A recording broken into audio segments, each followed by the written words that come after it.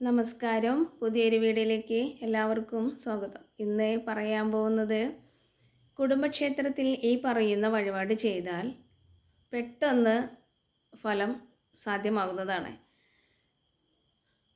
മുടങ്ങിക്കിടക്കുന്ന പലതരത്തിലുള്ള ദോഷങ്ങളാലും ശത്രുദോഷങ്ങളാലും പലതരത്തിലുള്ള ബുദ്ധിമുട്ടുകളാലും മുടങ്ങിയ കാര്യങ്ങൾ എത്രയും പെട്ടെന്ന് സാധ്യമാകുന്നതാണ്. കുടുംബക്ഷേത്രത്തിൽ ഈ വഴിപാട് ചെയ്യുകയാണെങ്കിൽ ശ്രേഷ്ഠമാണ്. നാം എന്താണോ ആഗ്രഹിക്കുന്നത് ഉടനടി ഫലസിദ്ധി ഉറപ്പാണ്. കുടുംബക്ഷേത്രത്തിൽ കഴിയുന്നതും മാസത്തിൽ ഒരു തവണയെങ്കിലും പോവാൻ കഴിയുകയാണെങ്കിൽ ഉത്തമമാണ്. അങ്ങനെ 3 മാസം ഈ പറയുന്ന വഴിപാട് ചെയ്യുകയാണെങ്കിൽ നിശ്ചിതമായിട്ടും കാര്യസിദ്ധി ഉറപ്പാണ്.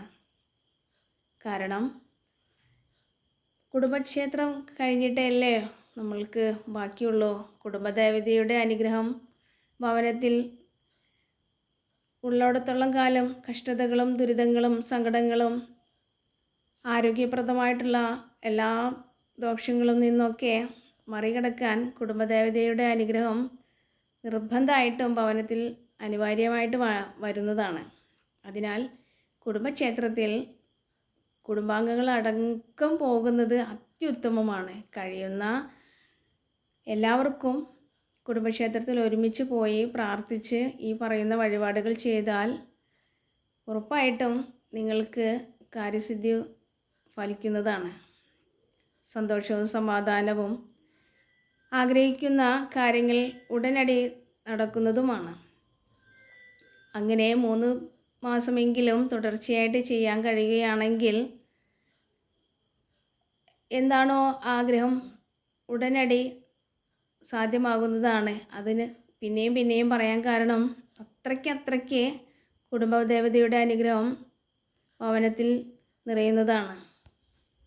അതിനാൽ കുടുംബക്ഷേത്രം എവിടെയാണോ അവിടെ പോയി എണ്ണ, തിരി, വിളക്ക് കത്തിക്കാനുള്ള തിരി നിങ്ങളാൽ കഴിയുന്ന എത്രയാണോ എണ്ണ മേടിക്കാൻ കഴിയുന്നത് സാധ്യമാകുന്ന രീതിയിൽ എണ്ണ, തിരി, പിന്നെ ശർക്കര അത്യുത്തമമാണ്. ഈ 3ഉം മേടിച്ചിട്ട് നിങ്ങൾ സമർപ്പിക്കുക.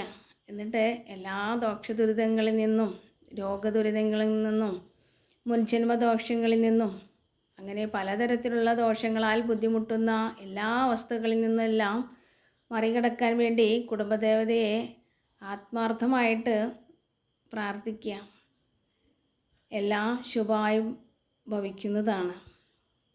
ഭഗവതിയുടെ അനുഗ്രഹം നിങ്ങളിൽ നിറയുന്നതുമാണ്. സന്തോഷപ്രദമായിട്ടുള്ള ദിനങ്ങളായിരിക്കും ഇനിയുള്ള നാളുകൾ. ശുഭം.